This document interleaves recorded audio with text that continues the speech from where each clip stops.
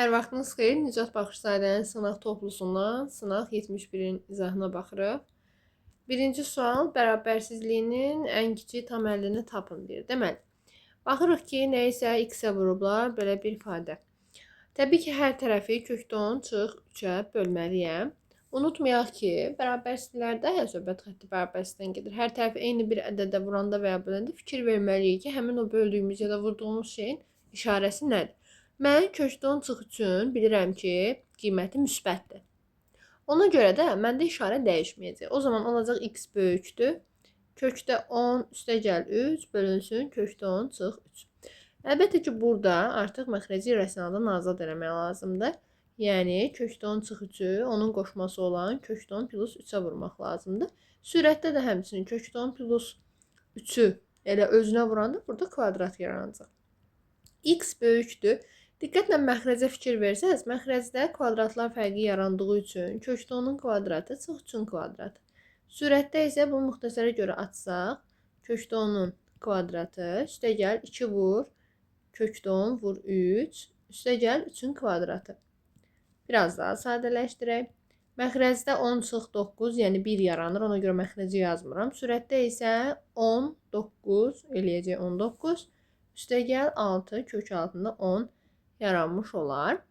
İndi bunun üçün təxmini biz təbii ki də kökdən qiymət çıxarmalıyıq, sonra da 19-dan toplamalıyıq. Əlbəttə ki, belə eləyə bilərəm. 6-nı içəri salmadan bunu mümkün deyil icra eləməyim. Dəqiq qiymət alınmaya bilər. 6-nı içəri salanda 36 vurun 360 elədiyi üçün kök altında 360 deməkdir. Bilməlisiniz ki, kök altında 360-dan təxmini 18 tam nə qədərsə çıxır, 19-dan daha kiçikdir. Onda təxmini, baxın 18 tam nə qədərsədirsə əgər, toplayanda bunlar ikisi bir yerdə 37 tam nə qədərsə edir, düzdür? Yəni x böyükdür 37 tam nə qədərsə, 37-dən böyük olan ən kiçik tam ədəd kimdir? Əlbəttə ki 38. Ona görə də cavab olur A. İkinci sual, daxili bucaqlarının cəmi. Daxili bucaqların cəmi 180 vur -2 düsturu ilə hesablanır və bunu bizə 1980 verib. Gəlin belə eləyək, hər iki tərəfi 10-a bölək. 18, 198. 198 18-ə bölünür və 11 qalır. Ona görə 18 ilə 198-i ixtisar edib 11 saxlayaram. n-2 11-ə bərabərdirsə n olur 13. Demək 13 dənə tərəfi var bu çoxbucaqlının. Bizə deyir, qabarıq çoxbucaqlının diaqonallarının sayı. Baxın, bir təpədən çıxan diaqonal demir. Diaqonalların sayı deyir. Ümumi diaqonalların sayı da n vur n-3 böl 2 düsturu ilə hesablanır. Ona görə n-in yerinə 13 qoyaram. 13 vur 10 böl 2. Bu da verəcək bizə 65. A variantı. Bir təpədən çıxan diaqonalların sayını istəsədik, sadəcə n-3 olur. Üçüncü suala baxırıq. Çoxhəllisini vurğulara ayırın. Əslində, variantlar baxanda 0.5 daha çox təkrarlanıb. Təbii ki, 0.5-i ortaq vuruq kimi burada mötərizə xaricini çıxararım ilk başda. Olacaq 0.5 vurulsun. 9x kvadrat üstəgəl 15xy üstəgəl 6y kvadrat. Bundan sonra nə etmək lazımdır? 15xy parçalamaq lazımdır. Ən məqsəd uyğun odur. Gəlin 0.5-i saxlayaq olduğu kimi. 9x kvadrat üstəgəl. Baxın, bunu belə parçalayıram. 9xy üstəgəl 6xy kimi. Niyə məhz belə eləyirəm? Çünki baxıram ki, burada 9 və 6 istifadə olunur zaten ona görə. Yəni, biraz məntiq. Olacaq 0.5 vurulsun. Burada nə edərəm? Əlbəttə ki, 9x-i çıxararam, qalar x plus y. Daha sonra burada isə 6y-i çıxararam, qalacaq yenə x plus y. Sonra baxıram ki, x, y yenə də ortaq bir vuruqdur. Ona görə x plus y-i çıxarsam, qalacaq 9x plus 6y. Bu da bizə verir D variantı. Baxa 4-cü suala. 4-cü sual şifahi sual dərsində. Gəlin belə eləyək. Bilməlisiniz ki, tərəflərin hər biri 4 bərabər hissəyə bölünüb nə deməkdir? Yəni, hər tərəfin orta nöqtəsidir bunlar. Baxın, bu nöqtələr hər bir tərəfin orta nöqtəsidir. Bilməlisiniz ki, o zaman bu xətt, baxın, bu orta xəttdir. Bunu biz birləşdirəsi olsaq, burada yaranan üçbucağın sahəsi, ümumi üçbucağın sahəsinin 4də bir hissəsi olur. Gəlin belə eləyək. Bunu da 2 yerə bölək. Zaten bu 2 hissəyə bölünmüş versiyadadır. Bunu da həmçinin 2-yə bölək, bunu da 2-yə bölək. Belə eləyəndə daha rahat görəcəksiniz sona görə. Məsələn, hər hansısa bir balaca bir üçbucağın sayəsini S desəm, bunların hər birisi əlbəttə ki, bütün dilimlərin hamısı S olmuş olacaq. Və onda belə qənaətə gəldik ki, burada cəmi neçə dənəsi var? 8 dənə. 8 dənədən neçəsi hal-hazırda ştrixlənib 3 dənəsi düz. Ona görə olur 803 B variantı. Əslində çox rahat şifahi sualdır. Baxaq 5-ci suala. Bizə A bölü B-nin nisbətini verib. Əkop belə bir ifadə də verib. Əbəbi soruşur. Təbii ki, burada nə edərəm? Əvvəla A-nın yerinə 4K, B-nin yerinə 7K yazmaq lazımdır. Və bizə lazım olan B plus A, B minus A bunlar tapılmalıdır. Baxaq, B plus A-nın yerinə təbii ki 11K qoyacağım. Daha sonra B minus A-nın yerinə isə 3K qoya bilərəm. Gəlin onda yazaq. Əkop nə olacaq? 11K və 3K. Üstəgəl A plus B. A plus B ilə 11K olduğu üçün belə bu şəkildə yazıram. Baxın, 11K və 3K. Bunların hər hansısa ortaq böləni varmı? Sadəcə K-da ortaq bölənlər, düzdür? O zaman əkoblar nədir? Elə olacaq 33K. Olacaq 33K. Üstəgəl 11K bərabərdir 88. Cəmi 44K bərabər 88 alınır. Buradan K-nı taparam 2. Baxın, K2-dir. Bizdən də soruşur əbob. A-nın B-nin əbob. K2-dirsə, demək AB ədədlərimizi tapa bilərik də. 8 və 14. Gedirəm indi 8 ilə 14-ün əbobunu tapmağa. Onsuz da hər ikisi yalnız və yalnız 2-yə bölündüyü üçün cavab olacaq 2B variantı. 6-cı sualda tənlilər sisteminə fikir versəz, birinci tənli olduğu kimi saxlayıram, amma ikinci tənlinin hər tərəfini 2-yə böləcəm. O zaman 3x üstəgəl 2y bərabər 11 alınır. Və baxıram ki, artıq birinci tənlinin bu hissəsinin qiymətini bilirəm. Gəlin o zaman onun yerinə 11 yazaq. Olacaq x kvadrat üstəgəl 11 bərabər 20. Buradan x kvadratın 9 alaram. Təbii ki, x-in 2 qiyməti çıxacaq ortaya. 3 və mənfi 3. İndi bizdən nə soruşur? X, y cəmini. Deməli, x 3 olanda bu tənliyi də yerinə qoyub y1-i tapmaq lazımdır. Olacaq 3 vur 3 üstəgəl 2y bərabər 11 tənliyindən. 2y bərabər 2, y bərabər müsbət 1 olmuş olacaq. Mənfi 3 qoyanda necə olur? Mənfi 3 vur 3 üstəgəl 2y bərabər 11. 2y bərabər olacaq 11 ilə 9-un cəmi, yəni 20. Y o zaman olacaq, deməli 10. X, y cəmlərinə baxaq. Buradan x, y toplasam 4 eləyir. Buradan x, y toplasam müsbət 7 eləyir. Təbii ki, böyük qiyməti soruşduğu üçün cavab olacaq 7. Y variantı. Baxaq 7-ci suala. İfadənin qiymətini tapmaq tələb olunur. Deməli, burada 7-də 1 olan hissələrə baxmanızı istəyirəm ilk başda. Bizim bir qaydamız vardı. Deyirdik ki, arc sin hər hansısa bir tutaq ki, x üstəgəl arc cos x. Bu ikisinin cəmi həmişə bizə pi bölü 2-ni verirdi. Ona görə də yazaram kosinus. Həmin çərçivə aldığımın yerinə yazaram pi bölü 2. Üstəgəl pi çıxılsın. Arc kosinus 3-də 2-yə baxaq. Arc kosinus 3-də 2-də hər hansısa bir, gəlin alfa deyək ona da. Hər hansısa bir alfa yazıram hələ ki, çünki o bir dərəcəyə bərabərdir. Bərabər. İndi bunu necə taparam? Bir kənardan qeyd edirəm. Arc kosinus 3-də 2-yə hələ ki alfa demişəm. Ən axırda bunu qaytarmaq lazım olacaq. Baxın, bir dənə fikir verin diqqətlə. Mən burada pi bölü 2 ilə pi-ni toplamalıyam. O mənə nə verəcək? Verəcək 3 pi bölü 2. Çıx alfa. Baxın, çevirmə tuşuna gəlib çıxdı mı? Və necə gəlib çıxdı? Deməli, 3 pi bölü 2-də bilirəm ki, kosinus adını dəyişib sinusa çevriləcək və işarəcədə təbii ki, mənfi olacaq. Çünki 3 pi bölü 2-dən çıxmaq bizi gətirir, çıxarır 3-cü rübə. 3-cü rübədə kosinus mənfi olduğu üçün qarşısına mənfi atdım burada çevirmə zamanı. İndi son olaraq, baxın, alfanın yerinə gətirək, həmin ifadəni qoyaq. Olacaq mənfi sinus. Alfanın yerinə yazıram arc kosinus 3-də 2. Baxın, unutmayın bir şeyi. Əgər burada arc sinus 3-də 2 olsaydı, onlar gedərdi, qalardı mənfi 3-də 2. Amma biri sinus, biri arc kosinus olanda yəqin ki, yadınızdan çıxmayıb, kök altında 1 çıx x kvadrat düsturumuz var idi. Bu düstura görə, heç bu düsturu burada yazmazdım, qeyd edib axırda yazaram. O bizə verəcək nəyi? Təbii ki, qarşısında mənfisi qalmaq şərti ilə kök altında 1 çıx 3-də 2-nin kvadratını verir mənə. Bu da təbii ki, mənfi kök altında 1 çıx 9-a 4 deməkdir. O da bizə verəcək mənfi 5 bölü 9. Təbii ki, 9-dan kök çıxır. Mənfi kökdə 5 bölü 3 cavabını almış olduq. D variantı. Dediyim düstur nədən ibarət idi? Deyirdik ki, sinusun içində əgər hər hansısa bir arc kosinus x olarsa, bunun cavabı həmişə 1 çıx kök altında, daha doğrusu kök altında 1 çıx x kvadrat olurdu. Eyni şey burada kos, burada sin olanda da keçərlidir. Baxırıq 8-ci suala. Dayanacaqda velosipedləri şəkildəki ardıcılla saxlayırlar. 66 velosipedi ən çoxu neçə sırada saxlamaq olar? 66 velosiped. Tamam, şəklə baxaq. Deməli, nədir məsələ? Nə baş verib ki, burada 4, 5, 6, hər dəfə bir vahid arta gedir. Buradan belə qənaətə gəlirik ki, biz hər dəfəsində artır bir vahid. Bu ədəd silsilə deməkdir əlbəttə ki. Və şərtimizə qaydaq. Nə deyirdi? 66 velosipedi ən çoxu neçə sırada saxlamaq olar? Aha.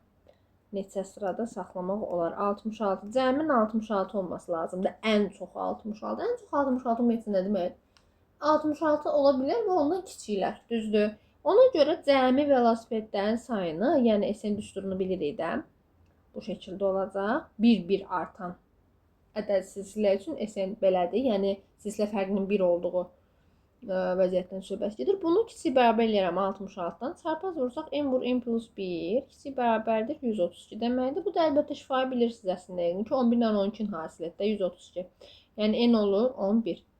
Rahat şəkildə cavab çıxır əslində. Cavab A variantı. Yenə də vurğuluyorum. Ədəd silsilədə bir üstə gəl AN bölü 2 vur n-də düzdür.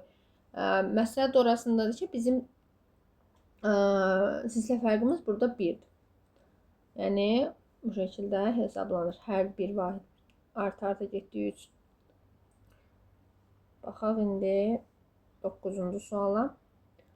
Olarsa x-i tapın. 3 çıx kökdə 10 var. Burada da eyni şeyin kəsilisi var. Tamam, neyniyərik? Bunu sadələşdirə bilərik əslində. Bunu sadələşdirsək buna gələcək onsuz da. Başlayaq. Tamam, mən istəyirəm əslində buradan başlamaq. Baxın. 1 bölünsün 3 plus kökdə 10. Bunu neynirəm? Məxrəcini qoşmasına vurub bölürəm. Baxın bir dənə 3 plus kökdə 10-u vururam. 3 minus kökdə 10-a. Eyni şəkildə sürətdə də. Sadələşdirsək, sürət olacaq 3 çıx kökdə 10. Məxrəc isə elə bizə mənfi 1 verir. Düzdürmü? Yəni olur kökdə 10 çıx 3. Mənfiyə böldüyümüz 3-ün.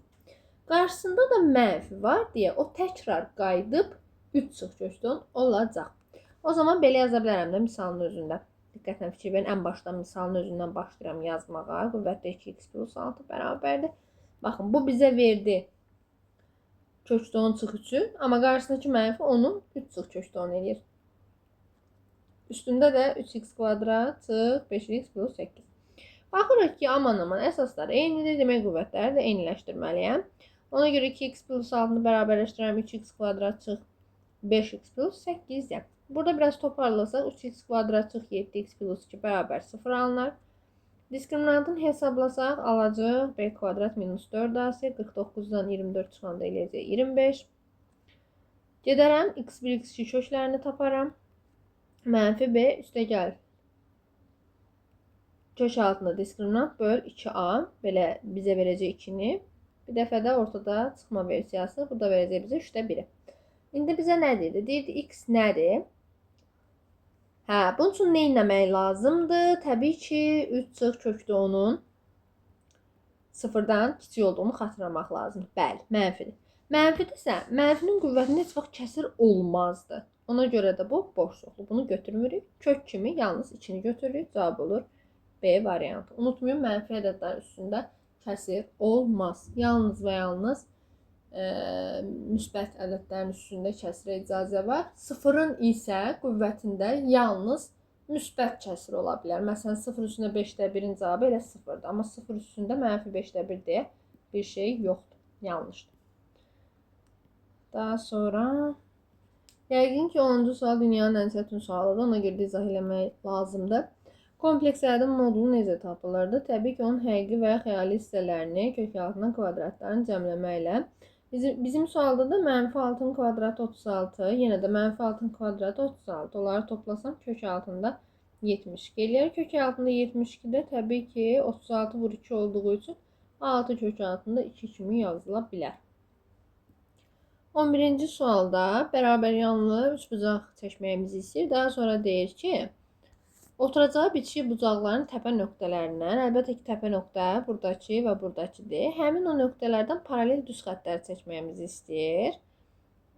Və düz xəttin biri belədir, biri də bu şəkildə olur və onlar birləşəndə təbii ki, bir parallelogram yaratmış olur. Çünki qarşı tərəflər bir-birinə paralelsə, təbii ki, paralelogramdır. Növbəti mərhələdə isə bizə deyir ki, həmin o bu düz xəttlərin kəsişmə nöqtəsindən üçbucağın oturacağına qədər məsafə. Baxın, onların kəsişi nöqtə budur. Buradan belə bir hündürlük çəkməliyəm. Çəkdik. İndi o hündürlüyü bizdən soruşur. Bilməliyəm ki, bərabər yanlı üçbucaqda qarşı tərəflərdə paralel olduğuna görə onun olaraq yuxarı bölünmüşsə burada eyni şey keçərlidir və təbii ki, bərabər yanlı üçbucaqda təpədən edildiyim hündürlük həm median, həm də təm böləndir. Ona görə 14-ü 7 olaraq bölər. Bizdən soruşduğu bu x-dir. Pifagora görə x kvadrat bərabərdir. 10-un kvadratı çıx 7-nin kvadratı. Yəni x kvadrat olacaq 100 çıx 49. Bu da bizə verər 51-i. X də olar əlbəttə ki, kök altında 51. Y variantı çox rahat sualdır. Baxırıq 12-ci suala. İfadəsinin qiymətini tapın. Deməli, nə etmək lazımdır? 2 qat radikallar görürəm. Həmişə məsləhətim odur ki, əslində 2 qat radikallarda kökün qarşısında söhbət sədəf kökdən gedir. Belə 6-lar falan saxlamayın. Mütləq orada 2 qalmalıdır. Əslində onu rahatlıq olsun deyə deyirəm əlbəttə ki. Məsələn, elə şagirdlər buna baxan kimi görür ki, bu 3 çıxılsın kökdə 5-in mötərizə kvadratıdır. Amma onu hər kəs görmür axı. Ona görə də məsləhətim odur ki, həmişə qabaqda 2-ni saxlayın. Gəlin əvvəlcə sadələşdirək. Misal qoyuram kənara əvvəlcə. Kök altında 14 çıx 6 kökdə 5-i 2 qat radikal kimi necə göstərə bilərəm? Buna baxıram. Bu 2 qat radikal olmalı, 2 qat radikaldır. Amma qaydaya xassəyə uyması üçün kökün qarşısında 2 durmalıdır. Onda mən belə eləyirəm.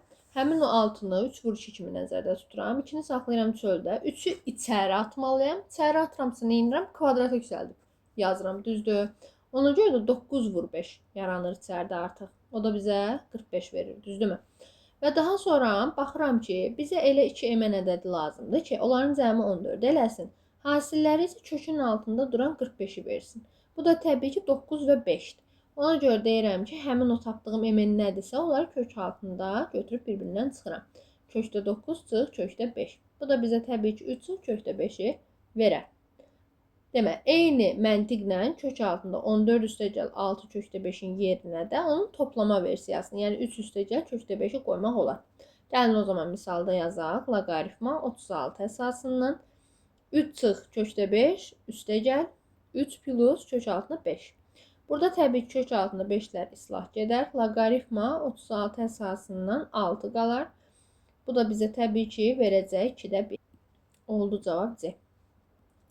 13-cü sualda ifadəsi çoxhədli olarsa n parametrini ala biləcək qiymətlərin cəmini tapın. Çoxhədli ümumiyyətcə nə deməkdir? Bir ifadənin çoxhədli olması üçün bizə nə lazım idi? İçində olan bütün dəyişənlər, yəni hərflərdən söhbət gedir, onların qüvvətləri mütləq şəkildə natural ədəd olmalıdır. Və yaxud da ki, nə bilim 0 da ola bilər misalda, amma mənfi olmasın da, tamam mı? Həmçinin məxrəzdəki dəyişən məxrəcdə 0 ola bilməz, onu da unutmursunuz. İndi baxaq. Hardan başlayaq? Məsələn, elə buradan başlamaq olar əslində.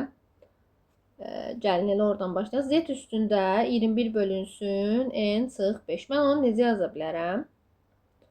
Deməli, buna əsasən deyərəm ki, n fərqi olmalıdır 5-dən. Və təbii ki, qüvvətlər kəsr olmamalıdır. Ona görə n-5 hər nədirsə, 21-ə tam şəkildə bölünməlidir. Yəni ki, 21-in tam bölənləri nədir ki, 1-ə bölünür, 2 nə idi, 3-ə bölünür, 7-yə bölünür və 21-ə bölünür. İndi baxıram görüm, n nələr olmalıdır əgər n-5 budursa.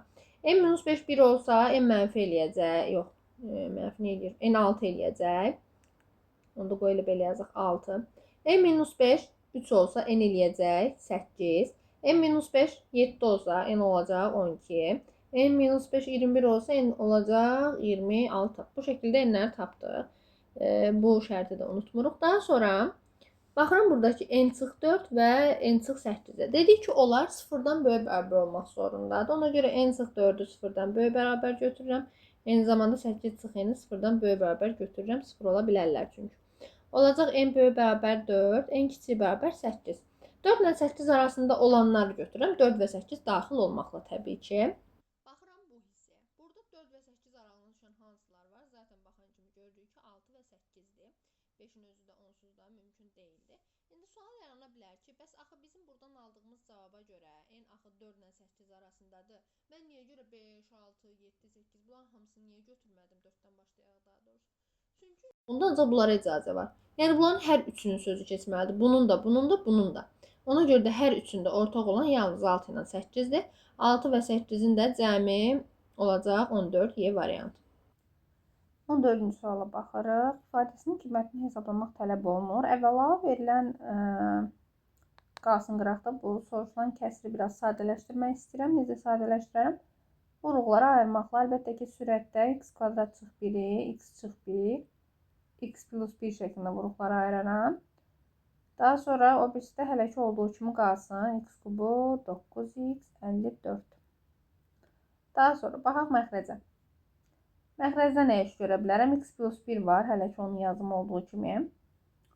Bu birində nə etmək olar? Bu hissədə əslində ilk üçü bizə nəyisə verir. Düzdürmü? Əslində o x kvadrat ilə 3x-in cəminin kvadratıdır. Bir də ardıca nə var? Çıx 324 var. Çıx 324-də bilirəm ki 18-in kvadratıdır. Fikir versəniz, burada kvadratlar fərqli düsturu yaranır. X plus 1-ləri ixtisar eləyəndən sonra başlayıram prosesin davamına. Sürətdəki x minus 1 qalsın. X kubu üstəgəl 9x plus 54-də qalsın. Məxrəcdən bir dəfə plusu ilə, bir dəfə minusu ilə kvadratlar fərqi üçün vuruqlara ayıraram. X kvadrat üzr istəyirəm, bura plus qoymuşam, bu çıx olmalıydı. X kvadrat çıx 3x üstəgəl 18, bir dəfə belə. Bir dəfə də x kvadrat çıx 3x plus 18. Bunu belə yazdıq. Burada səhv yazdım. Bura 1 plus, 1 minus. Aha, indi düzdür. Növbəti addımda artıq nə etmək lazımdır? Baxın, x minus 1 olduğu kimi saxlayıram. X plus 9x plus 54-ü də olduğu kimi saxlayıram. Burada bu hissədə iş görəcəm. Digər mötərizə qalsın. 18-in müsbət olduğu mötərizə qalır. 18-in mənfi olduğu mötərizənin vuruqları ayırıb x çıx 6, x üstəgəl 3. Belə yazıram. Bunun yerinə, baxın, bunu yazdım. Və burada görək başqa nə qalır. Baxın, bir dənə diqqətlə fikir versəz, bununla əslində bunun hasili bizə elə yuxarıdakini verir. Ona görə onların ikisinin hasilini yuxarıdakini ixtisar eləsəm, son olaraq x çıx 1 böl x çıx 6 almış olaram. X-in yerinə də 26 qoymamızı istəyirdi. 26 çıx 1, 26 çıx 6. Sürət olacaq 5, məxrəc olacaq 20. İxtisar eləsəm 5 böl 4 alınar, yəni Y variantı. 15-ci sual. Ümumiyyətcə burada 3 dənə çoxluq verilib. Onların birləşməsindən, keçməsindən danışır. Əvvəla gəlin birləşməni yazaq. Hər 3 çoxluğun birləşməsində bütün elementlərdən bir dənə olmalıdır. 13, 17, 19, 20, 21, 22, 23, 25, 27 və 31. Bunlar oldu birləşmə. Birləşmədə bizə nə soruşurdu? Birləşmə belə. Keçək kəsişməyə. X, Y və Z-in kəsişməsi. Kəsişmədə var 13, 22 və 23. İndi bizə lazımdır elementlərin sayını tapmaq, fərqini. Bunda olanla bunda olan fərqi. Yəni ki, biz elə bir soruşduğu çoxluğa nəsə başqa bir T deyək məsələn. Elə bir T çoxluğu tapırıq ki, orada ki elementlər yuxarıda olsun, aşağıda olmasın. Gəlin onda belə eləyək. 13, 22, 23. 13, 22, 23. Üstündən xətt çəkim, yerdə qalanları sayım. Yerdə qalanları zaten sayı lazımdır da. Mən heç özümü çətinə salmayayım. 1, 2, 3, 4, 5, 6 və 7. Olacaq cəmi 7 dənə element D variantı. Baxaq 16-cı suala. Ədədinin tam hissəsini tapmaq tələb olunur. Yenə də 2 qat radikal görürük. Siz 2 qat radikalın qaydasından da tapa bilərsiniz və yaxud da mən birbaşa baxanda kökün altındakı ifadənin deməli 3 sıx kök 7-nin kvadratı olduğunu görürəm. Burada kök kvadrat atır əlbəttə ki 6 bölünsün 3 sıx kök altında 7 qalmış olur. İndi biz nə etməliyik bunu? Tam hissəni tapmaq üçün gəlin biraz sadələşdirək. Bunu məxrəcin rəsalından azad edək. Onun üçün təbii ki qoşmasına vurmalıyam. 3 üstə gəlir kök 7-ni həm sürətə, həm də məxrəcə vurmaq lazımdır. Məxrəcə kvadratlar fərq yaranır. Yəni 9 çıx 7 yaranır. Yəni belə dedik 2 yaranır. O zaman sürətdəki ilə ixtisar gedəndən sonra bunlar qalacaq 3 vur 3 plus kök altına 7. Bu arada səsimin yorğun çıxmaq səbəbi təbii ki də son günlər dayanmadan dərslərdə çox danışıram. Səsim artıq biraz batıb. Yorğun səs moduna keçmişəm. Aha, belə bir ifadə aldım. Bu da təbii ki 9 üstə gəlir 3 kökdə 7 deməkdir. Bir məsələ var ki, bunun tam hissəsini tapmaq üçün mən təqribi qiymət çıxarmalıyam. Amma heç vaxt kökdə 7-dən təxmini qiymət çıxarıb eləməyin bunu. 3-ü içəri salın ondan sonra. Yəni mən belə yaza bilərəm də 9 üstə gəlir. 3-ü içəri atsam 9 vur 7 olacaq. Yəni kök altında 63 olacaq. İndi təxmini qiymət çıxaraq 9 üstə gəl. Bilirəm ki 64 olsaydı 8 çıxardı. Demək bu 7 tam nə qədərsədir. O zaman cəmi də təxmini eləyər 16 tam hissə. Və bunun tam hissəsi də elə olacaq 16 təbii ki. Olacaq cavab A variantı. Baxaq 17-ci suala həndəsənin əsas anlayışlar mövzusuna aiddir. Bilməliyəm ki, qarşı bucaqlar bir-birinə bərabər olur. O hissəyə fi yazılıbsa, burada fidir əlbəttə ki. Belə baxanda Z-in qiyməti təbii ki, ortada da aşkardır. Ora 65 isə Z-də 65 olar. Onda yazıram Z bərabər 65. Daha sonra baxaq görək nələrimiz var bizdə. Bilirik ki, açıq bucaq 180 dərəcə olur. Məsələn, bu hissəyə fikir verim də. Bu 3 bucağın 65, x və fi. Üçünün əmələ gətirdiyi bucaq açıq bucaq olduğu üçün cəmi 180 eləməlidir. O zaman x və fi'nin cəmi olmalıdır 115, düzdürmü? Və 115-dirsə x-lə fi'nin cəmi 115-dirsə eyni zamanda biz həmin şeyi burada tətbiq edə bilərik. Fi ilə y-in cəminin də 115 olduğunu görərik. Belə çıxır ki, bunlar tərəf-tərəfə çıxsaq, görəcəm ki, x çıx fi 0 alınır. Yəni ki, x fiyə bərabərdir, düzdür? X fiyə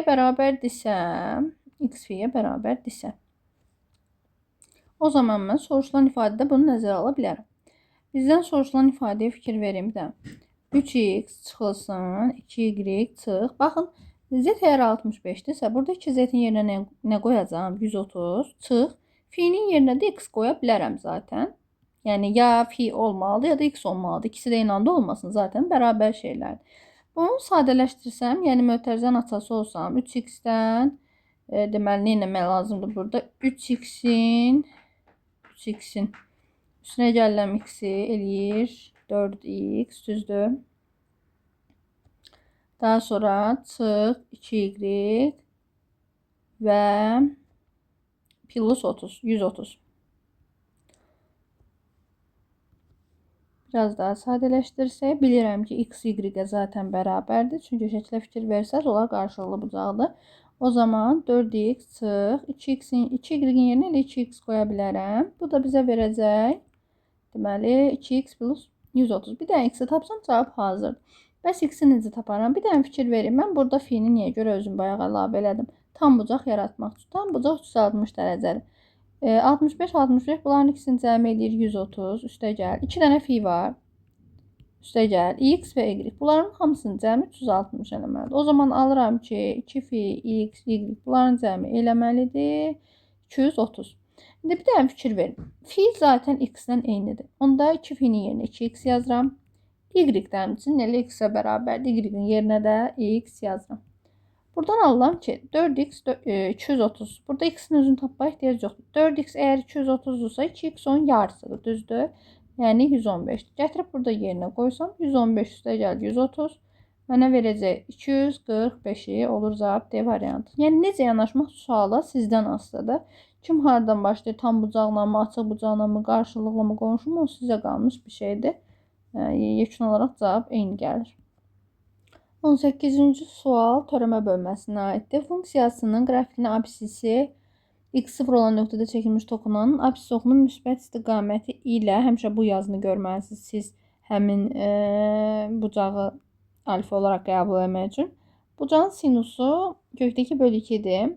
Tamam. O zaman yazıram ki sinus alfa bərabərdir kökdə 2 bölü 2. Buradan təbii ki alfanı tutmaq olur da. 45 dərəcədə kökdə 2 bölü 2 alır. Tamam. Sonra deyək ki toxunma nöqtəsi 3-cü rübdə yerləşir. Onun koordinat nəysə. İndi burada bir məsələ var. Təbii ki törəmə bölməsidir. İlk törəməni tapmalıyam. Bəs bu törəməni tapıb mən nə edəcəm? Törəməni tapandan sonra bizim bir dənə məşhur törəmədə qaydamız var. Deyirdik ki funksiyanın x0 nöqtəsindəki törəməsi k-ya bərabərdir. O da təbii ki tangens alfa deməkdir. Alfa buradakı alfa. Törəməni gəlin tapaq əvvəlcə. Bizə verəcək deməli qarşısında da deməli mənfisi var. Olacaq mənfi 2x çıx 2. Düzdürmü? Üstə gəl. 3'te 1 vurulsun 3x kvadratı. Burada da bunlar gedəcək zaten. Olacaq 2x plus x kvadrat çıx 2. Belə bir ifadə. Biraz daha sadələşdirib bunların yerini dəyişək, qoy daha səliqəli olsun. X kvadrat plus 2x çıx 2. Belə yazım. İndi bu bizim törəməmizdir. Bayaq da dedik ki, törəmədə x0-ı yerinə qoyub bərabər eləyirəm tangens alfa. İndi bizim əgər alfamız 45 dərəcədirsə, tangens alfamız, yəni tangens 45 dərəcəmiz olacaq 1. Belə çıxır ki, mənə deyir, yadımdan çıxdı. Deyir, toxunma nöqtəsi 3-cü rübdə yerləşirsə, aha, 3-cü rüb deyəndə təbii ki, buranı nəzərdə tuturuq. Burada onun koordinatların hasilini tapın. 3-cü rübdə yerləşirsə, bizim tangensimiz müsbət qiymət almalıdır. Bunu nəzərə almalıyam. Düzdürmü? O zaman bu qaydanı tətbiq eləsəm, yəni f'(x0'ı bərabər eləsəm tangens 45 dərəcənin qiymətinə, bax buna bərabər eləməli olacağım. X kvadrat plus 2x çıx 2-ni bərabər eləyərəm 1'ə. Bu mənə verəcək x kvadrat çıx 2x çıx 3 bərabər 0. Viet teoreminə görə kökləri tapa bilərəm. Mənə 3 və mənfi 1'i verər. Biz əlbəttə ki mənfi kökümüzü götürərik. Çünki 3-cü rübdən danışırdı və 3-cü rübdə absis mənfidir. Ona görə mənfi kökü götürdük. İndi bəs koordinatların hasili deyir. Biz x-i tapdıq. Y necə tapırıq? Bunun üçün gedib funksiyada, fx funksiyasında tapdığım nöqtəni x-i yerinə qoyub y-i tapa bilərəm. Olacaq y bərabər mənfi 1'in kvadratı çıx 2 vur mənfi 1 üstə gəl mənfi 1'in kubu böl 3. Bunu hesablamaq lazımdır. Olacaq mənfi 1 üstə gəl 2 çıx 3'də 1. O da nə deməkdir? 1 çıx 3'də 1, yəni elə 3'də 2'ni verəcək bizə. Bu da nə deməkdir? Y artıq 3'də 2 almaq deməkdir. Bizdən olan hasilini soruşur. Mənfi 1-dən 3'də 2'nin hasili mənfi 3'də 2 eləyəcək üçün cavab olar Y variantı. Kifayət qədər maraqlı, fərqli sual idi. 19-cu suala baxırıq. Böyük diagonal altı olan düzgün altı bucağı. Düzgün altı bucağının böyük diagonalı 2A düsturu ilə hesablanır. Kiçik diagonal isə kökdə 3A düsturu ilə hesablanır bu arada. Bunu bərabər eləyirəm 6'ya. Buradan A-nı alıram 3. Bu onun tərəfini göstərir. İndi düzgün altı bucağının sahəsini istəyir. Bilməlisiniz ki, düzgün altı bucaqlı 6 dənə bərabər tərəfli üst bucaqdan təşkil olunurdu. Sizin üçün şəklini çəkməyə çalışım. Baxın, burada mən 6 bucağın böyük diagonallarını çəksəm, bilirəm ki 3 dənə böyük diagonal var. 6 dənə bərabər tərəfli üst bucağın. Bunun bir dənəsinin sahəsi A kvadrat kökdə 3 böl 4'dür. 10-da 6 dənəsini istəyirəmsə, bu alacağım cavabı 6-ya vurmalıyam. Gəlin əvvəlcə A-nın yerinə 3 qoyub bir dənəsinin sayəsini tapaq. 9 kökdə 3 böl 4 eləyər, düzdür? İndi 9 kökdə 3 böl 4-ü vurmalıyam 6-ya. 2-yə ixtisar eləsəm 2, burada isə 3 qalar. 27 kökdə 3 böl 2 vermiş olar bizə. Olar cavab Y. 120 dərəcəli 200'lü bucağın daxilində götürülmüş nöqtə hər 200-dən 6 cm məsafədədir. Yəni demək istəyir ki, biraz səliqəli çəkək. Demək istəyir ki, burada 6-dır, perpendikulyar indirsəm. Nə gözəl indirdim. Nəysə, burada 6. İndi bizə deyir ki, bu nöqtədən 200'lü bucağın tilinə qədər olan məsafə. Til də buradır. Bu məsafəni soruşur. X yazıram. Təbii ki, 120 60-60 olaraq bölünür. Çünki bu X xətti tənbələn rolunu oynayır. O zaman demək ki, bura 30 dərəcədir. Və nə baş verir? Bizdə hal-hazırda, məsələn, bura baxsaq, bu düz bucağa, üst bucağa baxsaq, 60'ın qarşısına 6 durub. O zaman 30'un qarşısına 6 böl kökdə 3 durmalıdır. Düzdürmü? Bəs X nə olmalıdır? X də hipotenuzlu deyə 30'un qarşısında duranın 2 misli olmalıdır. Yəni 12 böl kökdə 3. Təbii ki, burada variantlarda 12 kökdə 3 yoxdur. Çünki məxrəci rəsmiyyatdan azad etmək lazımdır. Kökdə 3'ə vurub bölsəm, məxrəcdə 3, sürətdə 12 kökdə 3 yaranar və təbii ki, 4 kökdə 3 alınar, olar A variantı. 21-ci sual çox maraqlı sualdır. Burada nə baş verir? Tangens. Birinci görürəm tangens. Tangens nəyi ümumiyyətcə? Tangens deyirdi ki, təyin oblastı pi bölü 2 plus pi k'dan başqa hər şeydir. Yəni x pi bölü 2 ala bilməz. Həmçinin onun hər 180 dərəcədən bir qiymətlərində ala bilmir. Daha sonra 1 böl sekans var burada. Sekans ümumiyyətcə 1 böl kosinus demək. Gəlin burada yazım. Sizin üçün sekans x demək 1 bölünsün kosinus x deməkdir. Və biz bunun tərsini danışırıq. 1 böl sekans. O zaman 1 bölünsün sekans təbii ki kosinus x deməkdir. Yaxşı.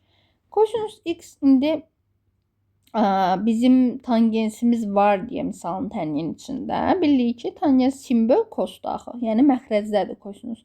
Ona görə də bu sıfırdan fərqli olmalıdır. Bəs kosinusun sıfırdan fərqli olması üçün hansı şərt lazımdır? Əlbəttə ki, gərək x kosinus sıfırı nə zaman alır? Pi bölü 2'də alır da, düzdür. Onda pi bölü 2 plus pi k'dan fərqli olmalıdır. Daha sonra başqa nə qaldı? Bir də tangens burada məxrəcdə var. Məxrəcdə tangensin olması nə deməkdir? Əlbəttə ki, tangens sıfır ola bilməz. Yazıram. Tangens də fərqli olmalıdır sıfırdan. Tangensin sıfırdan fərqli olmağı da tangens sıfırı sinus sıfır olanda alır da. Elə pi bölü 2 plus pi k. Bu da qalsın. Sonra nə var? Sin kvadrat üstəgəl kos kvadrat var. Sağ tərəfə baxmamız üçün əvvəla sol tərəfi sadələşdirək. Onda belə eləmək lazımdır. Gəlin belə eləyək. Tangensin yerinə ən başdan sin böl kos yazaq. Sin x böl kos x. 1 böl sekansın yerinə yazıram kosinus. Həqiqətən də bunları ixtisar eləyəndə biz aldıq deməli sinusu. Dalıyca üstəgəl sinus böl tangens var. Sinus böl tangensi bəs necə yazıram? Təbii ki, tangensi orada sin böl kos kimi yazaram. Bir daha baxın. Verəcək bizə sinus. Bunlar ixtisar gedəcək. Məxrəzdəki 1 böl kosinus da sürətlə qalxacaq. Bu şəkildə olacaq. Yəni ki, sağ tərəf zaten 1'dir. Sol tərəfi həll eləyəndə alıram ki, sin x üstəgəl cos x olmalıdır 1. Ümumiyyətlə bu standart trigonometrik tənlidir və kökləri yalnız və yalnız nə zaman ola bilər? Sin x və cos x'in cəmi 1. Ya 2 hal var da. Ya x 2 pi k olmalıdır. Ya da ki x pi bölü 2 plus 2 pi k olmalıdır. Burada da bir məsələ var ki, sinus x 2 pi k olsa bizə tangens sıfıra çevrilər. Biz də demişdik ki, tangens sıfır ola bilməz. Həmçinin pi bölü 2 üstəgəl 2 pi k olması da mümkün deyil. Çünki bayaq yuxarıda ən başda elə ondan danışmışdıq ki, tangens pi bölü 2-də təyin olunmur. Ona görə də yekun olaraq qənaətə gəlirik ki, bu tənliyin həlli yoxdur. 22-ci sualda 2 vektor arasında qalan bucağı biz necə tapırdıq? Təbii ki, o düstur skaler hasildən gəlirdi. Düsturu əzbərləməyinizə ehtiyac yoxdur. Skaler ərazisinin düsturu belə idi. Həmin iki vektorun modulları ərazisini vururduq. Aralarında qalan bucağın kosinusuna.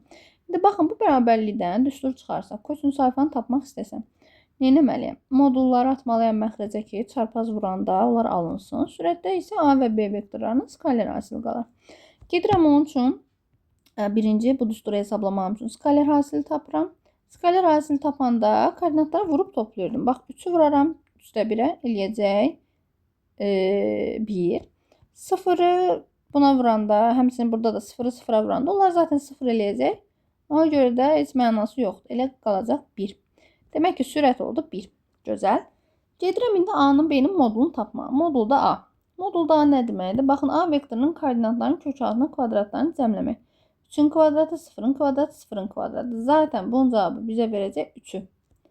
İndi B vektorunun eyni qaydada moduluna baxıram. Kök altının 3'də 1'in kvadratı 9'da 1. Kökdə 3 bölü 3'ün kvadratı 3'də 1 eləyir də, düzdürmü? 0'ın kvadratı zaten 0'dır. Bunu toplasam, mənə verir 3'də 2. Kökdən 3'də 2 çıxar da, düzdürmü? Şimdi gəl yerinə qoyaq. 3 vur 3'də 2. Biraz səliqəsiz oldu. Bunu hesablasaq, uçlar ixtisar gedəcək üçün cavab qalır 2'də 1.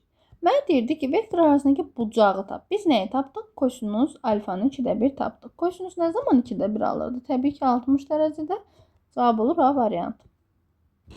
23-cü sual çox maraqlı sualdır. Bu tip suallar əslində sadə olsa da şagirdlərin gözünü qorxudur, bilmirəm niyə. Baxın, dəyişən sonsuzluğa yaxınlaşır. Biz də deyirdik ki, sonsuzluğa yaxınlaşanda ən böyük qüvvəti olan bir hədinin əmsallarına baxırıq. Burada ən böyük qüvvəti olan m kvadratdır da. Onun əmsalı x çıx 3'dür. Əla. Amma məxrəcdə m kvadrat görmürəm. Yəni m kvadratın əmsalı yoxdur da. M kvadratın əmsalı 0-dır. Bu cür düşünək. Sürətdəki x çıx 3, məxrəcdəki 0. Belə bir şey mümkündürmü? Yox. Çünki məxrəcdə 0 ola bilməz. Demək ki, mənim ən böyük dərəcəm m kvadrat qəbul olunmamalıdır. Geriyə tək variant qalır. Təbii ki, m kvadratından sonra qüvvəti ən böyük olan hansıdırsa o. Təbii ki, m-dir də, düzdür, növbəti m-dir. M-in əmsalı burada y çıx 3'dür, burada isə m-in əmsalı 1'dir. Demək ki, bizim bu limitimizin cavabı sürətdə y çıx 3, məxrəcdə 1 olmalıdır və bərabər olmalı 4'ə. Buradan y çıx 3 bərabər 4'dən y taparam 7. Bəs x hara 7? Təbii ki, bura diqqətlə baxırıq. Biz neynədik? M kvadratını görməzdən gəldik. Çünki m kvadrat sanki 0'a gedilmiş kimi yanaşdıq. Bunun üçün x neydi? M kvadratını 0 qəbul eləməyim üçün onun əmsalı 0 olmalıdır da. Ona görə x çıx 3'ü, yəni m kvadratının əmsalını 0'a bərabər eləyərəm. X-i taparam 3. Bu qədər bəsit. X, y parametrlərini ala biləcək qiymətdən cəmi soruşulur. X-in yerinə 3, y-in yerinə 7 qoysam, olacaq cavab 10. Baxırıq 24-cü məsələyə. Əvvəla oxuyaq. Aralarındakı məsafə 220 kilometr olan A və B məntəqələrindən eyni vaxtda qarşı-qarşıya qatar və avtomobil hərəkətə başlayıb, A məntəqəsinə hərəkətə başlayan qatar B məntəqəsinə çatdıqdan sonra fasilə etmədən geriyə qayıtdı və yolun yarısında avtomobilə çatdı. Qatarın sürəti avtomobilin sürətindən 44 km/saat çox olarsa, qatar avtomobilə neçə saatdan sonra çatdı? Aha, biraz beyin yandıran məsələyə oxşuyur. Gəlin baxaq. Mən avtomobilin sürətinə bir dənə V deyim. Onda belə edir. V avtomobil olsun. V. Qatarın sürəti neysə ondan 44 km/saat çoxdur deyə V plus 44 deyim. Sonra ümumi yolumuz 220. Ümumi yolumuz 220'dir. S bərabər 220 yazıram. İndi biz necə bir sxem qurmalıyıq, necə bir iş görməliyik? Təbii ki, qatarımızın getdiyi yolu hesablamalıyıq. Bax, qatarın getdiyi yol, Q yazıram bilək. Həm 220'dir, həm də ki, onun B'yə çatdıqdan sonra fasilə eləmədən geriyə qayıdıbsa, demək, yolun yarısını da gedib də əlavə olaraq, düzdür. Onda 110'dan toplayaram bunu. Bu bizə verir 330. Daha sonra avtomobilin getdiyi yola baxaq. S avtomobil yazıram. O da elə yolun yarısını getdiyi üçün elə 110'dur. İndi burada necə taparam zamanı? Zaman tapmaq üçün gedilən yolu sürətə bölməliyəm. Yəni elə bir 2 dənə düstur çıxacaq da. Avtomobilin getdiyi yolu avtomobilin sürətinə bölməliyəm və yaxud da qatarın getdiyi yolu qatarın sürətinə bölməliyəm. İndi baxın, köməkdən hamısı var əlimizdə. Avtomobilinkilər nədir? 110 bölünsün V bərabər 330 bölünsün V plus 44. İndi burada hesablama aparsaq, 110-u ixtisar etsək, burada 3 qalacaq. Çarpaz vursaq, 3V bərabərdir V plus 44. 2V'ni 44 alandan sonra V olacaq burada 22. İndi V 22-dirsə, məndən də soruşur sonda ki, qatar avtomobilə neçə saat sonra çatıb? T-ni soruşur, düzdür? T-ni tapmaq üçün, bayaq demədik, 110 böl V-dir. 110 böl 22-dən hesablayaram, cavab çıxar 5. 5 saat. Çətin məsələ idi biraz, amma diqqətlə oxuyanda aydın olur. Mərkəzi O nöqtəsində olan çevrədə BNC hansı qövsdür? Budur. AMD qövsdü deyir, bir-birinə bərabərdir. Və BCD bucağını soruşur. X yazılan bucağı soruşur. Bilməliyik ki, burada biz A və D nöqtələrini birləşdirsək, AD vətəri BC vətərinə bərabər olmalıdır. Çünki eyni bərabər qövslərin gəldiyi vətərlər də bir-birinə bərabər olmalıdır. İkinci məsələ nədən ibarətdir? Biz dedik ki, çevrənin daxilinə 4 bucağı çəkilibsə, onun qarşı bucaqlarının cəmi mütləq şəkildə 180 olmalıdır. Əgər bura 70-dirsə, demək ki, bura 110 olmalıdır. Və ikinci bir arqument nədən ibarətdir? Bəs bu 4 bucağının növü nədir? Əgər bu AD BC-yə bərabər idisə, həm də eyni bucaqlar gəliblərdə, bir-birinə bərabərsə, demək ki, bu trapesiya yaradıb da. Trapesiya yaradıbsa, onda bərabər yanlı trapesiya olduğu üçün bura 110-dursa, bu da x-də 110 olmalıdır. Cavab olur, ona görə də elə 110. Niyə görə? Çünki bərabər yanlı trapesiyada oturacaq kiçik bucaqlar eynidir. Ora 70-sə, bura 70-dir, ora 110-dursa, bura 110. Bu qədər asan. 26-cı sual. Xətti ölçüləri ardıcıl natural ədədlər olan düzbucaqlı paralelipipedin tam səthinin sahəsi 214 dolar. Deməli, xətti ölçülər deyə nəzərdə tutulur? ABC, yəni en uzunluq hündürlük. Ardıcıl natural ədəddə deyirsə, birinə n deyək, birinə n plus 1, birinə də n plus 2 deyək. İndi keçək tam səthinin sahəsinə. Tam səthinin sahə düsturu 2 vur A plus B, AB üstə gəl BC və AC bu şəkildə idi. İndi o zaman yazaram. Buradan deməli 2 vur. AB-nin yerinə biraz uzun yazım. 2 vur. AB-nin yerinə qoyaram. Bunlar bir-birinə vursam. N kvadrat plus N üstə gəl. BC-nin yerinə. Bunları vurub açaram. Baxın, bu ikisini vurub açsam. Olacaq. Nə olacaq? N kvadrat üstə gəl 2N üstə gəl N üstə gəl 2. Sonra AC-yə baxaq. AC. Vurub açsam, n kvadrat plus 2n. Bərabər özünün verdiyi 214. İndi mötərizənin neymiş ki, 2-yə vuranda 214 eləyib? Əlbəttə ki, mötərizənin 214-ün yarısıymış, yəni 107-ymiş. Nə 107-ymiş bəs? Gəl baxaq. N kvadrat, n kvadrat, n kvadrat. 3 dənə n kvadrat.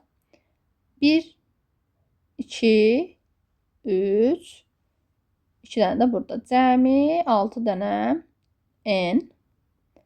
Və 2 ilə 2 də burada bir dənə var, onu da unutmuruq. Bərabər eləyərəm 107-yə. Buradan 3n kvadrat çıx 6n, daha doğrusu üstə gəl 6n, çıx 105, bərabər 0 alaram. Hər tərəfi 3-ə bölə bilərəm sadələşdirmək üçün. Eləyəcək n kvadrat üstə gəl 2n, çıx 35, bərabər 0. Qeyd teoreminə görə kökləri tapa bilərəm. Biri olacaq müsbət 5, digəri isə olur mənfi 7.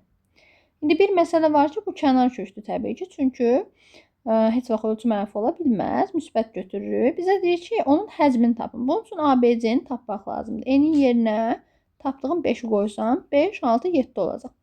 Həcm də ABC hasili ilə tapılırdı. Ona görə də 5, 6 və 7-ni bir-birinə vuraram. Bu da bizə verər 210.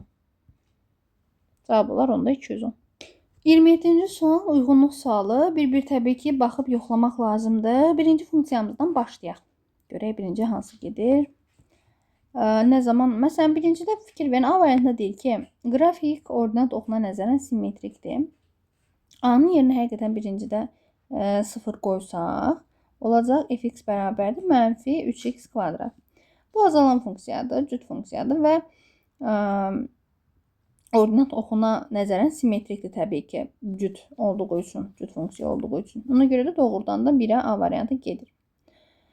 Sonra ikinciyə baxaq. İkincidə deməli, görək ikinciyə hansı uyğun gələr. B variantına fikir verin. A bərabər 0 olduqda bu cavab misalı -3. Əlbəttə ki, A-ya 0 qoyanda, bir dənə fikir verin, onda olacaq fx bərabərdir -3x plus 0 elə -3x deməkdir o da.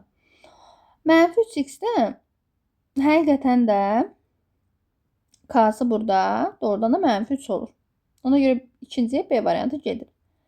Əlavə olaraq ikinciyə D variantı da gedir. Diqqətlə fikir verin. Niyə?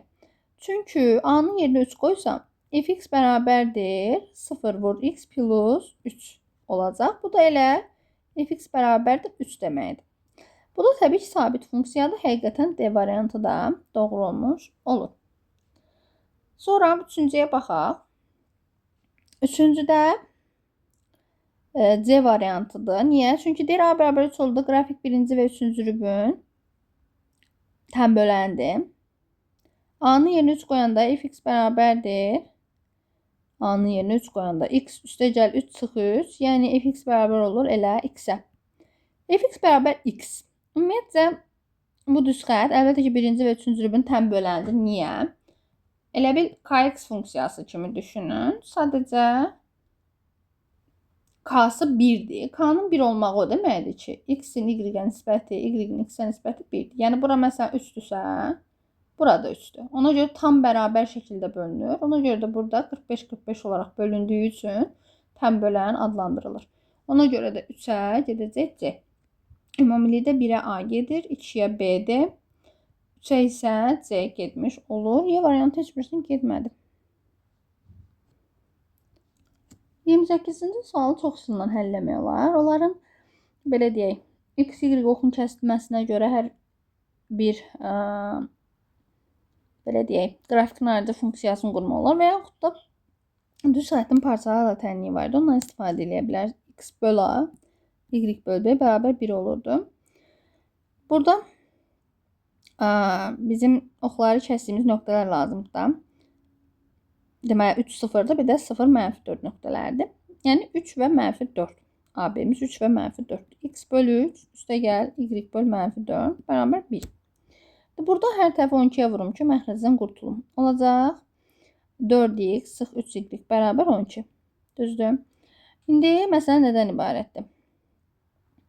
A nöqtəsindən deyir, alfa düz xəttinə qədər, A düz xəttinə qədər olan deyir, məsafəni tap. Əslində, məsafəni tapmaq üçün də belə eləyə bilərik də, hazır düsturumuzdan da istifadə eləyə bilərik. Məsafəni məsələn D ilə işarə eləyim. Hər hansısa bir nöqtədən düz xəttə qədər məsafəni tapmaq üçün. Necə düsturumuz kök altında A kvadrat plus B kvadrat. Söhbət nədən gedir? AX plus BY plus C şəklində olan tənlidən gedir. Və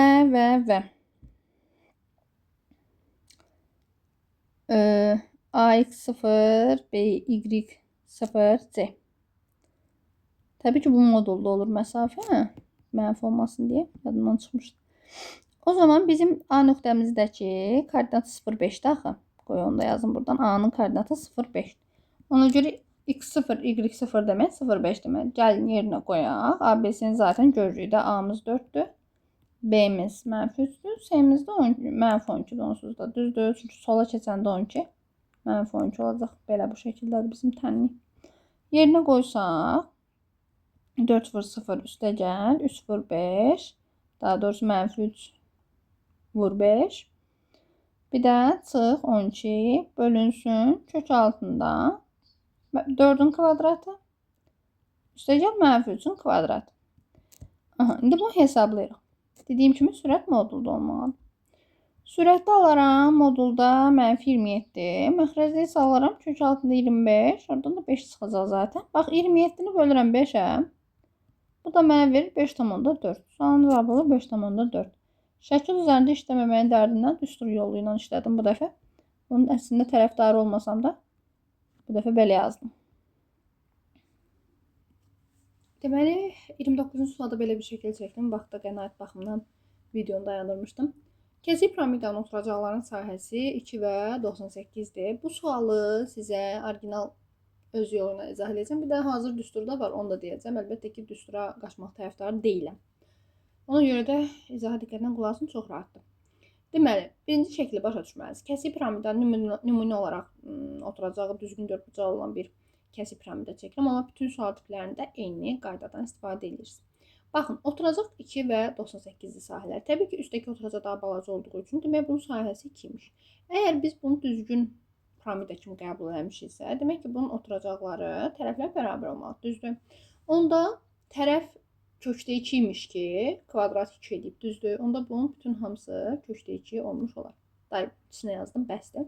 Sonra 98. Demək ki, tərəf kökdə 98 imiş. Yaxşı, biz kökdə 98-i 49 vur 2 kimi yazsaq, 7 kökdə 2 kimi göstərə bilərikmi? Bəli. Onda bu da 7 kökdə 2-dir. 4 tərəfinin 4-ü də.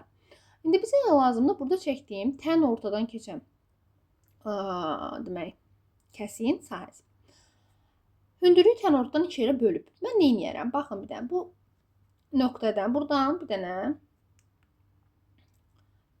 belə deyək, tilin ortasına, tən ortasına xətt çəkirəm. Eyni şeyi burada da icra edirəm tən ortaya və bunları birləşdirirəm. Orada bir dənə düzbucaqlı trapesiya mənə gəlir. Bax, burada gördüyünüz şəkil düzbucaqlı trapesiyadır. O şəkli kənarda ayrıca göstərim. Bizim üçün daha da aydın olsun. Elə bir düzbucaqlı trapesiyadır ki, onun orta xətti də çəkilib. Harada bildim orta xətti olduğunu? Baxın, belə çəksəm, orta xətt onu göstərmiş olar. Baxın, bura çəkdiyim onu fərqli rənglə göstərim, sizə də tam aydın olsun. Baxın, yaşlı rəngdə çəkdiyim hissəyə diqqətlə baxmanızı istəyirəm. Bu yaşlı rəngdə çəkdiyim həmin düzbucaqlı trapesiyanın orta xəttidir, düzdür? Ona görə bura üst oturacaq, alt oturacaq tapmaq lazımdır. Daha sonra o yaşlı orta xətti tapmaq lazımdır. Bu hissəyə hələ ki x deyirəm, yaşlı hissəyə. Bəs o x necə tapılır? Baxın, üstdəki kvadratın tərəfi kökdə 2-dirsə, bu hissə olacaq həmin kökdə 2-nin yarısı. Düzdür? Çünki ümumi tərəf kökdə 2-dirsə, bu da onun yarısıdır. Kökdə 2 böl 2. Tən ortadan 2 hissəyə bölüb. Eyni zamanda ümumi 7 kökdə 2-dirsə, hündürlük tən ortadan 12 hissəyə bölür. Olur 7 kökdə 2 böl 2. İndi x-i tapmaq üçün onları toplayıb 2-yə bölməliyim. Kökdə 2 böl 2 ilə 7 kökdə 2 böl 2-ni toplayıb 2-yə bölsəm, mənə verəcək 8 kökdə 2 böl 2-ni 2-yə bölməliyəm. Yəni x-i alacağım 2 kökdə 2. Və 2 kökdə 2 alandan sonra bizim sahə soruşurdu. Bax, bu boz üçbucağın kvadratın sahəsini tapmaq üçün tərəfə kvadrat yüksəlməliyəm. Bəs tərəfə bilirəmmi? Yox. Tərəfin yarısını, yəni x-i almışam. Mən x-in 2 mislini kvadrat yüksəltməliyəm. Ona görə də 4 kökdə 2-ni kvadrat yüksəldirəm. Ümid edirəm aydındır. X-i 2 kökdə 2 almışam. Amma x həm də bura x daxil. Onlar birləşdirəndə bizə tərəfi verir. Ona görə 4 kökdə 2-ni kvadrata yüksəldirəm. Bu da 16 vur 2, yəni 32 demək olur. İlkin olaraq sualın cavabı 32-dir.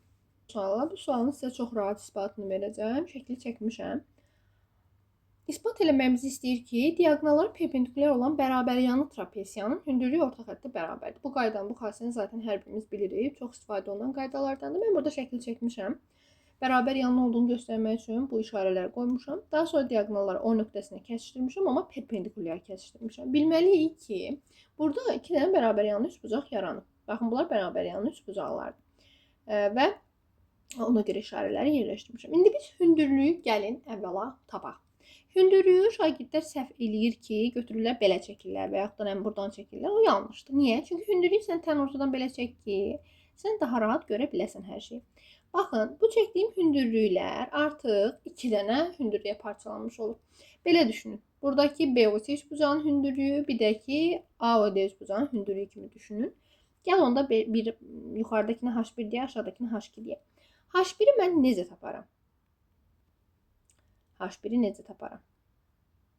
Bilməliyik ki, bərabəryanlı üçbucaq olduğu üçün düz bucaq təpəsindən hündürlüyə, üzr istəyirəm, hipotenuza çəkilən hündürlük həm də median rolunu oynayırdı. Median neyinirdi? Qarşı tərəfi bərabər 2 hissəyə bölürdü. Və biz demişdik ki, düzbucaqlı üçbucaqda düz bucaq təpəsindən çəkilən median elə hipotenuzun yarısı idi. Ona görə də həmin hündürlük dediyim kimi median rolundadır və ona görə də BC-nin yarısıdır. Eyni məntiqlə H2 də həmçinin median rolundadır, çünki bərabər yanlı üst bucaqdan çəkilib və 90 dərəcədən gəldiyi üçün də AD-nin yarısıdır. AD-ni 2 bərabər hissəyə bölür. Gözəl. Onda mən ümumi trapesiyanın hündürlüyünü, yəni ümumi H-ı tapmaq üçün H1 ilə H2-ni toplamalı olduğumun fərqindəyəm. Onları toplasam BC bölü 2 üstəgəl AD bölü 2 almış olaram. Biraz daha sadələşdirsək H bərabərdir AD üstəgəl BC bölü 2 almış olarıq. Bu da əlbəttə ki, bizə verir orta xəttin düsturunu. Beləliklə son olaraq sözlə ifadə edə bilərsiniz fikrinizi ki, orta xətt trapesiyada oturacaqların cəminin yarısına bərabər idi. Ona görə də hündürlük orta xəttdə bərabər olmuş olur. Beləliklə 70 neçənci sınaq idi bu? 71 idi səhv eləmirəmsə. 71-ci sınağın da sonuna gəldik. Ümid edirəm izah xoşunuza gəlib. Aydın olmayan, qaranlıq qalan nəsə varsa və yaxud da hər hansı bir istəyiniz varsa, izah eləməyimi istədiyiniz sınaqlar varsa, şərhlərdə mütləq yazın. Hələlik.